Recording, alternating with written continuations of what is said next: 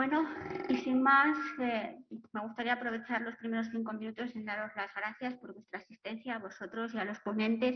que sois los que realmente hacéis este curso. Este es un curso, y a la sociedad ASEI y al GEPI por haber confiado en nosotros para esta segunda edición, pues nuevamente.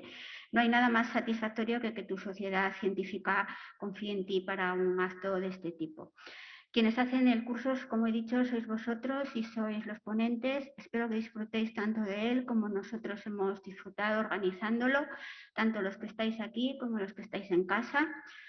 Y bueno, pues ya no me demoro más y empezamos con la primera mesa.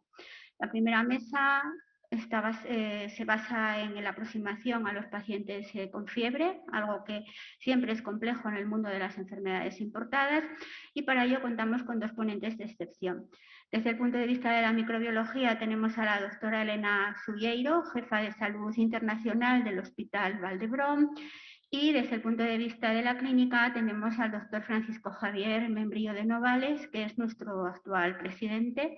y que además es teniente coronel del Ejército, trabaja jefe de sección de infecciosas en el Hospital Gómez Ulla y es el encargado de las unidades NBQs de alto aislamiento.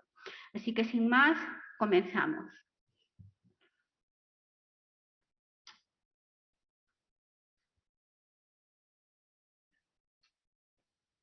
Muchas gracias, Azucena, y a todos por estar aquí. Luego, como le decía al consejero, tampoco os creáis que es para tanto de ser teniente coronel. Nada, jefe de sección de infecciosas, olvidaros. Bueno,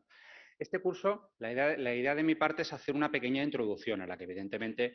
lo importante como diagnóstico molecular es tratar la parte microbiológica, y en la que en unos minutos tampoco os voy a contar nada que no sepáis seguro todos, pero bueno, con idea de introducir un poquito la importancia del tema y los puntos que tenemos que tener más en cuenta. Efectivamente, como decía el consejero, pues para nosotros en Fuerzas Armadas, históricamente, desde siempre, las enfermedades importadas y la fiebre importada ha sido un problema importante desde los tiempos de las colonias, luego de las guerras de Cuba y Filipinas, en Marruecos, etcétera, en las que las principales causas de baja no eran la baja de combate, sino las enfermedades tropicales, fiebre amarilla, malaria, etcétera. De donde uno de los médicos militares, no sé si lo sabes mucho, que Ramón y Cajal era capitán médico y estuvo en la guerra de Cuba, y de nuestros médicos militares más ilustres del siglo XX, pues se dedicaron inicialmente, fundamentalmente, a trabajar en fiebres importadas y fiebres relacionadas con la patología tropical. Y a día de hoy, aunque nuestras Fuerzas Armadas han cambiado, pues sí vemos señalados los teatros de operaciones donde fundamentalmente tenemos a nuestra gente desplegada, pues creo que salta a la vista la importancia que tiene la cuestión para nosotros, ¿no? Tanto en África como en Oriente Medio. Con la ventaja que tenemos de que en Fuerzas Armadas ya desde los años 80 empezamos a desarrollar nuestro sistema de telemedicina y tenemos un servicio específico, y tenemos la ventaja de poder conectar con cualquier militar que está en cualquier médico general o enfermero que está en cualquier misión en cualquier parte del mundo, y poder darle el apoyo de especialidades desde Gómez Ulla, y también a nuestros buques de armada, y también por algunos acuerdos de cooperación a buques civiles y algunos países como Mauritania, que tenemos acuerdos de cooperación. El perfil hoy en día ha cambiado. No estamos hablando, todo esto por supuesto os estoy contando nuestra experiencia militar que podemos aplicar a cualquier otra, al viajero, al VFR, que ahora lo veremos en un momento, a los cooperantes, etcétera. Y hoy en día es cierto que las enfermedades infecciosas en zonas tropicales no son una alta causa de mortalidad, pero sí de morbilidad. Y como vemos, pues en este estudio reciente de un doctorando de nuestro hospital, pues entre el 20 y 25% de las consultas que se nos hacen por telemedicina son por enfermedades infecciosas, aunque con pocas evacuaciones, y en los últimos 10 años, por suerte, solo un fallecimiento, un caso desgraciado de una malaria que debutó en el Juan Sebastián Elcano en el trayecto de cruzar el océano, en una ventana de una semana aproximadamente, en la que no hay posibilidades de evacuación ni hacia Europa ni hacia América. Esto ya nos lo decían todas las series de las últimas décadas, en las que, como vemos, son baja causa de mortalidad las enfermedades infecciosas, y de estas enfermedades infecciosas, en este estudio que yo creo que ya es clásico, que hay muchas series, pero está bueno, es bastante clásica, es amplia y sobre todo tiene unas infografías que son bonitas y por eso la he elegido para introducir el problema. Pues vemos que la enfermedad febril es una consulta muy frecuente, de hasta en esta serie del 23% de todos los viajeros. Evidentemente, vamos a ampliar un poquito esto así, evidentemente de estas causas de enfermedades infecciosas no todas van a ser patología tropical. Es un primer concepto que tenemos que tener claro. El viajero puede seguir cogiéndose una neumonía bacteriana, una gripe, una bronquitis, un COVID-19. No siempre vamos a tener que pensar que todo lo que veamos en una persona que desarrolla un cuadro febril fuera de España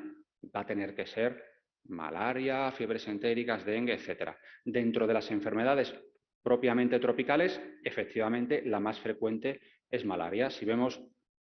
desglosado entre enfermedades tropicales y no tropicales, causa de consultas en este estudio, pues vemos que ampliamente malaria vuelve a estar por encima, pero no desdeñable, como vemos a la derecha, las fiebres de origen desconocido y enfermedades no tropicales, como puede ser, aunque bueno, podríamos discutir lo de tropical o no, como en una diarrea aguda no necesariamente parasitaria, lo que en Irán y Afganistán los locales llaman el yala yala, del que tenemos alguna publicación al respecto y la que afecta, en nuestra experiencia, en todas las tropas que desplegan en teatro de operaciones Oriente Medio, aproximadamente registrados a la cuarta parte de los militares desplegados, que en teoría están en un lugar donde están comiendo alimentos controlados que se traen de lugares y que tienen control veterinario, etcétera. Pero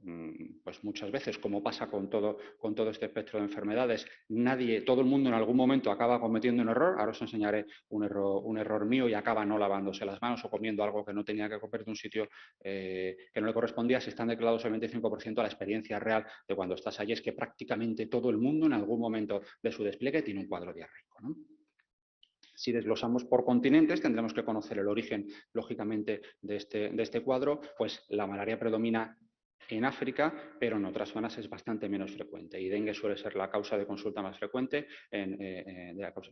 patología de fiebre de pacientes provenientes de Asia y de América Latina, junto con otros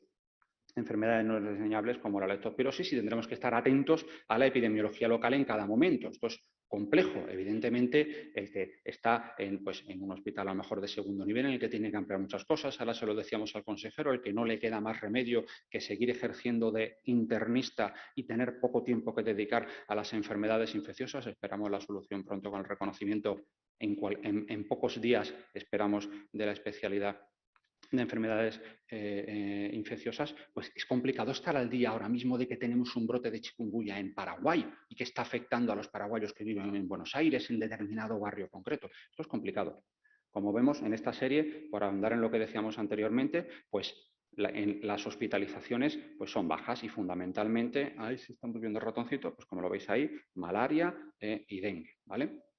Os presento muy rápido un par de casos de los últimos años que hemos tenido. Pues un marinero sin antecedentes de importancia que está en la operación Atalanta, navegando, patrullando las costas frente al Cuerno de África contra la piratería, que toca puerto en Dar es Salaam, que no se toma la profilaxis antipalúdica, cosa que los estudios nos enseñan. Las personas que viajan a zonas donde tienen que hacer profilaxis antipalúdica, la mayor parte no la hacen o la hacen incorrectamente o la suspenden antes de tiempo porque es que ya que más da, porque me ha sentado mal o, como nos pasa a nosotros mucho, porque es que cuando tomo puerto pues quiero y tengo un par de días libres, a lo mejor en vez de ser el Dar es Salaam es en las Seychelles, pues me quiero tomar una caña o 5 y entonces pues el Malarone no me apetece tomármelo. Esta persona es diagnosticada de una malaria, se evacúa a un hospital de Omán donde está 2 días ingresado hasta que se organiza el traslado penal urgente y nuestra unidad médica de la evacuación lo trae a Gomezulla. Entonces, como es una malaria y no hay que aislarlo, otra cosa que podemos debatir de estas enfermedades, pues alguien decide que esta consulta se hace al internista de guardia sin que nos llegue a sección de infecciosas y se ingresa en una planta de medicina interna convencional sin más estudios, sin ampliar la anamnesis, muy importante en el diagnóstico de las fiebres importadas, y cuando al día siguiente coincide que estamos de guardia otro compañero de la sección y yo, y nos llaman porque el paciente tiene fiebre y disnea, ¿vale? Esta consulta que se hace telemedicina, pues vemos que tiene un infiltrado pulmonar en base derecha, parece una telestasia también, y ahí os dejo el caso y luego vemos cómo acaba, ¿vale? O este otro caso, otra cosa que tenemos que tener cuidado es estar encima, que lo más frecuente es lo más frecuente, pero que no se nos escapen las cosas, y esto pues yo creo que va a dar para que luego Elena ahonde en la cuestión. Hay que tener en cuenta la sensibilidad y la especificidad de las pruebas diagnósticas que utilicemos. Después de este caso que os he contado del Juan Sebastián Elcano, se dotó a todos nuestros servicios de sanidad en zona de operaciones de test antigénicos panmaláricos, y entonces cuando, en este caso, el día antes de volverte a España tenemos un soldado que empieza un cuadro febril y le hacen un primer test de malaria negativo y sigue con fiebre y nos consultan a las 8 de la mañana del día siguiente cuando ya está el pétate cargado y después de estar 6 meses en Dakar todo el contingente, pues el avión tiene que salir 2 horas después y que el paciente sigue con fiebre, pero que se encuentra bien y que le han dado paracetamol y que está medio bien y que si se monta o no se monta en el avión. Y hemos dicho que malaria negativo y no tenemos más medios diagnósticos, test antigénico. Ahí os lo dejo. O un caso que habéis escuchado todos recientemente, este ya no militar, aunque estuvimos en prealerta por si daba positivo, pues otra cosa que tenemos que tener en cuenta es que dentro de, además de lo más frecuente, hay otras cuestiones en las que tenemos que estar especialmente atentos. Si habéis visto en prensa hace un par de semanas cómo hemos activado el protocolo de Marburgo y un paciente que acudió contando un cuadro febril a una clínica privada se trasladó a la unidad de aislamiento de alto nivel del Hospital La Fe de Valencia como caso en investigación de enfermedad por virus Marburgo, después de haber estado en Guinea Ecuatorial. Ahí os dejo el mapa y luego lo vemos. Hay una serie de conceptos que no vamos a ampliar ahora, pero que tenemos que conocer para diferenciar cuestiones. Por ejemplo, es muy importante que siempre pensamos, cuando hablamos de fiebres importadas, pensamos en países en vías de desarrollo, pero que una diarrea del viajero le puede ocurrir a un viajero que va, por ejemplo, a Japón y come sushi. No siempre estamos hablando del nivel cultural y económico. Y un concepto que yo creo que es importante siempre recordar, y habéis visto una foto que os ha parecido normal, pero ahora vamos a parar, la del paciente que venía de Guinea Ecuatorial. Es el de VFR. Esto es muy importante. Los viajeros que van, no como vamos, por ejemplo, los militares a zona de operaciones, a una base donde todo está cerrado, donde la comida está controlada, donde no tenemos un contacto estrecho con la población local, no es el mismo riesgo que el que va de vuelta a visitar a su familia, a sus conocidos, y no va a estar en un hotel como si íbamos a un congreso, como los militares que están de misión, sino que va a estar en contacto con la población local haciendo lo que hacen y en algún momento va a bajar la guardia. Y yo que da la casualidad que mi mujer es paraguaya, pues la verdad que 2 veces que he estado en Paraguay, 2 veces que he tenido problemas de salud y se supone que me lo sé. Se supone que me lo sé. Este día, en La Colmena, en una zona sí, más o menos de selva de Paraguay, pues caminé descalzo 4 pasos y me picó una tunga, me la traje de vuelta a España, ¿vale? Entonces esto nos ve que, fijaros que incluso sabiendo lo que tenemos que hacer, el VFR, la persona que va a la casa de las familias a hacer lo que hacen allí, tiene unos riesgos distintos y tendrá un diagnóstico que tendremos que hacer que será distinto. Y sobre esto tenemos que decir también que tenemos que pensar que este paciente que venía de Guinea Ecuatorial no tiene por qué ser un natural de Guinea Ecuatorial, que podía haber sido perfectamente un VFR, y esto nos va a dificultar porque muchas veces no vamos a tener una anamnesis completa. Comentábamos esta mañana algunos compañeros desayunando aquel caso de la persona que durante el brote de ébola en 2014-2015 pues se presenta en Nigeria sin decir que ha estado atendiendo un paciente con ébola y origina un brote con varios fallecidos en un país en el que nadie contaba con que ese señor había estado en Liberia y había estado antes atendiendo a un paciente contagiado. Con lo cual, no pensemos que es una patología propia del natural de esas zonas geográficas. Y a la inversa, muchas veces el problema que nos vamos a encontrar es que el natural de Guinea Ecuatorial no le va a dar importancia a la malaria porque la malaria, como se vive en la gente que vive en estado de parasitación semicrónica, no tiene la misma repercusión para ellos y acaban pensando que eso es una enfermedad que solo se ponen malos los blancos y no nos consulta o consulta demasiado tarde, y cuando a lo mejor este natural de Guinea lleva 10 años en España, está libre de malaria y se coge un falciparum y no consulta hasta 10 días después, lo podemos tener crítico y puede hasta fallecer, ¿no? Esto determina que tendremos que hacer una anamnesis específica con una serie de preguntas específicas que tendremos que ampliar mucho, y es muy importante que esto no quede para el especialista cuando vea al paciente en una unidad de medicina tropical. El primero que vea al paciente tiene que dejar bien detallada sobre todo la cronología y dejarla bien registrada para que podamos trabajar a partir de ahí, porque puede ocurrir que hasta que llegue a una unidad en España ese paciente pasen varios días, puede ocurrir que se le hayan olvidado detalles de dónde estuvo y qué le picó y si caminó descalzo o no caminó descalzo, o puede ocurrir que el paciente haya empeorado y ya no esté en condiciones de darnos esa anamnesis, ¿vale? Hay una serie de preguntas específicas que nos van a dar unos diagnósticos posibles específicos y por esto es importante que nos comuniquemos los clínicos con los compañeros de microbiología para que orienten el diagnóstico, que muchas veces de nuestro lado parece que lo que tenemos que hacer es mandar muestras y que se busque la vida el microbiólogo. Y el microbiólogo es un clínico que necesita una información que va a determinar los protocolos de diagnóstico que luego nos contará Elena. Y entre ellos, no olvidemos, Monkeypox como recuerdo de que hay una serie de cuestiones que no son específicas de la zona geográfica a la que vas, ni de patología, como hemos dicho, propiamente tropical, pero que durante el viaje, igual que bajamos la guardia en caminar descalzo 3 pasos o en comernos un melón en un puesto de carretera en Afganistán en una zona tranquila, pues a veces, por ejemplo, ocurren los contactos sexuales sin protección que pueden llevar a que las personas traigan infecciones de transmisión sexual. Una serie de cosas específicas que tendremos que ver también es preguntar sobre qué vacunaciones ha tenido el viajero. Como vemos, muchas de ellas sin una eficacia del 100%, con lo cual van a disminuir riesgos, pero no estimarlos. Fijaros que en esta diapositiva, ¿por qué la pongo de una guía de 2006? Porque realmente han pasado más de 15 años y hemos avanzado muy poco. Realmente, después de todo esto, ¿qué más tenemos para protegernos de las fiebres importadas? La vacuna de dengue, que parece que se va a comercializar en primavera, que está recién aprobada, pero que no la tenemos. Ya sabemos que la anterior vacuna pues, tuvo problemas por los que no se ha podido utilizar de forma activa. Y una vacuna de ébola, que solo es efectiva frente a Zaire ébola virus, y cuando tenemos el siguiente brote por Sudán ébola virus, tampoco nos sirve para nada. Con lo cual hemos avanzado muy poco en esto. Y otra cuestión que tenemos es que necesitamos investigación y fondos para prevenir todas estas enfermedades en zona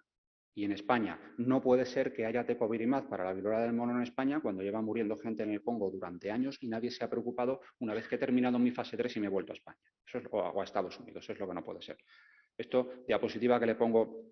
siempre a los alféreces en la Escuela Militar de Sanidad, ¿vale? Pero podemos aplicarlo también. El diagnóstico más probable, como hemos visto, siempre va a ser malaria, especialmente en pacientes provenientes de África, pero no tenemos que descartar otras posibilidades. Tenemos que conocer la clínica de las patologías. Aquí tenemos a un amigo ya endémico en España, ¿no? Aedes albopictus, y aunque podamos hablar ahora de las diferencias entre el cuadro clínico del dengue, del chikungunya, del Zika, de la malaria, la realidad es que la mayor parte de las veces el cuadro va a ser indistinguible y el diagnóstico diferencial va a ser amplio. Esto hay que tenerlo en cuenta porque va a haber enfermedades, como ya sabemos, como dengue, que sobre todo en el segundo episodio de dengue pueden producir fenómenos hemorrágicos y habrá que evitar dar una serie de fármacos que pueden fomentar esos fenómenos hemorrágicos, pensando que, bueno, pues que esto será una fiebre sin menor importancia, que a lo mejor el paciente no ha consultado y lleva 2 días tomando ibuprofeno y eso es una cuestión que le está poniendo en mayor riesgo de hacer hemorragias cuando luego vemos que a lo mejor tiene 10.000 plaquetas. Hay que conocer una serie de criterios clínicos y de analítica general que nos deben dar preocupación por la gravedad de este cuadro y que a lo mejor ese paciente no tiene que seguirse ambulatoriamente, sino que tiene que ingresarse o que hacerse una vigilancia estrecha diaria. Hay que ver también el área geográfica en la que estamos y en función de eso, pues a lo mejor pacientes que en un hospital como este podemos mandar a casa con una malaria leve si toleran vía oral y volver a verlos mañana, según donde estemos, a lo mejor merece la pena ingresarlos para tenerlos más vigilados. Hay unos signos de alarma clásicos de malaria y de dengue que no tendríamos tiempo ahora de explicar. Como esto queda grabado, pues los podéis ver luego en la presentación más despacio. Y aunque lo más probable, como estoy diciendo, es lo más probable, tenemos que, como decíamos, conocer los riesgos epidemiológicos, la actualidad epidemiológica que tenemos, porque hay cosas poco probables, pero de las que tenemos que estar especialmente alertas para evitar que ocurra lo que decíamos de aquel brote de ébola en Nigeria. Y entonces en determinadas áreas geográficas, como pasa ahora en algunas zonas de Guinea Ecuatorial o Marburgo y en otras muchas más que parece que solo lo que sale en la televisión es lo que existe, pero no es así, pues tendremos que tener un aislamiento y activar unos protocolos específicos para los cuales tenemos la suerte de en España haber conseguido después de ébola mantener el esfuerzo que se hizo en distintas comunidades autónomas y nuestra administración para hacer una red de unidades de aislamiento, que aunque aquí vemos las estrellitas del segundo nivel de las unidades de aislamiento de alto nivel destinadas al tratamiento de los casos confirmados en todas las comunidades autónomas, incluida esta en este hospital, hay un primer nivel de instalaciones para la contención de los casos en investigación hasta que se confirman y, en principio, para todas las comunidades autónomas que no tienen unidad de aislamiento propia, pues es como decía el hospital de referencia y nos toca venir con nuestros helicópteros o aviones según proceda a recogerlos. Esa precaución no debe llevarnos al extremo contacto y vuelvo a lo mismo de dar por hecho que el que viene de Guinea Ecuatorial es negro que llegará a actitudes racistas como este cartel clásico de un servicio de urgencias, que no voy a decir que sea el mío, un servicio de urgencias de un hospital X en España, en el que si lo leemos vemos que esto no puede ser. Lo que no podemos es dar una información tan amplia que, como ha ocurrido cuando teníamos un brote de ébola en Guinea-Conakry, el paciente de Guinea Ecuatorial, a miles de kilómetros, zona en la que nunca ha habido virus ébola, nadie le quiera sacar una analítica porque a ver si va a tener un ébola porque es un negro con fiebre. Y eso no podemos permitirlo. Quien dice negro, dice latino, dice asiático, en el brote de la enfermedad que corresponda. Y tenemos que dar atención a todos los pacientes y conocer muy bien qué estamos tratando y consultar si no sabemos al servicio que corresponda. Necesitamos servicios de enfermedades infecciosas que puedan servir de referencia para los hospitales de segundo nivel o la información en fuentes abiertas que podamos tener. Esto es lo que no podemos permitir, ¿vale?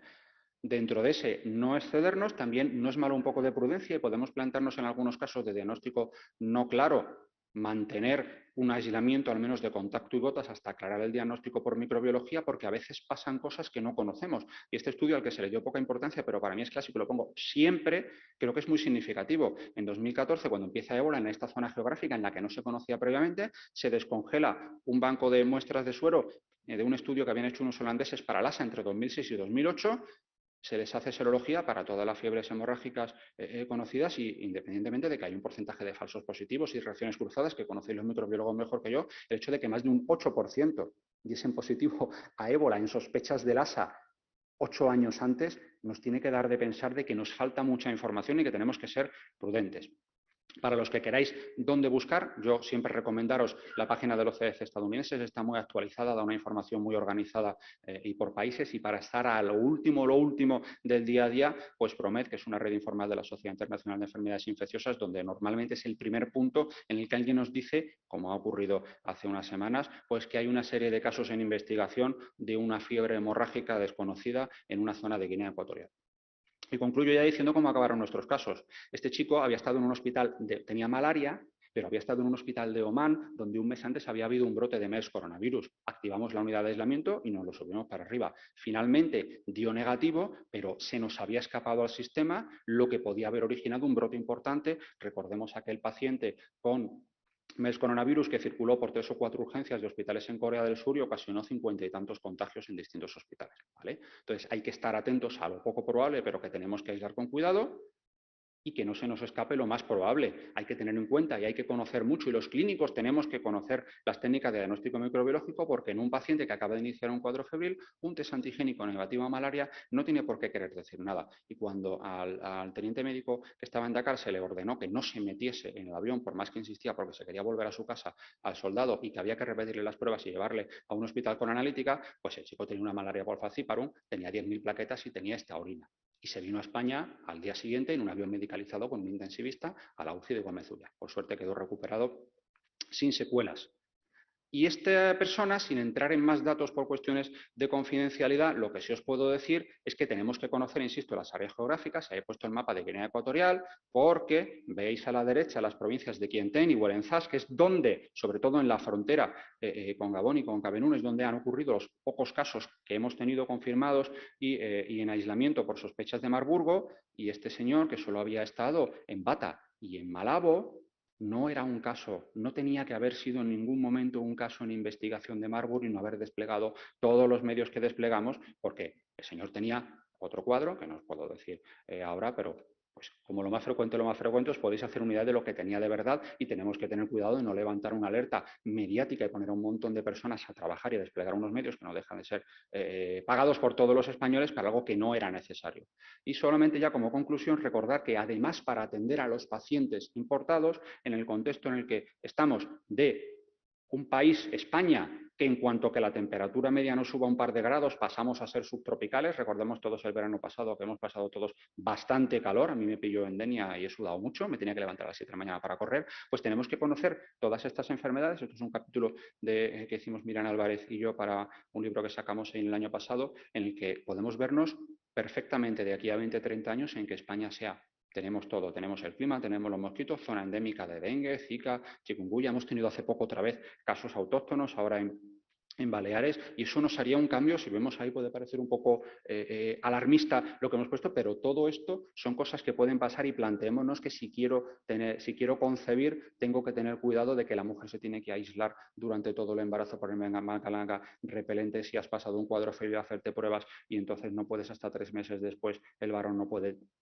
intentar concebir, etcétera, etcétera, etcétera, podemos tener un cambio y, por supuesto, hasta los años 60 teníamos malaria en España, podríamos volver a tenerla. Con lo cual, esto es algo que no aplica solamente al clínico o al microbiólogo que trabaja en importadas, que trabaja en medicina tropical, sino que cada vez más tenemos que estar todos en conocimiento porque luego pues, te puede pillar en Ibiza y ser tú el que ve el dengue y tienes que levantarla. Y nada más, le doy la palabra a Elena, que es la importante en esta charla.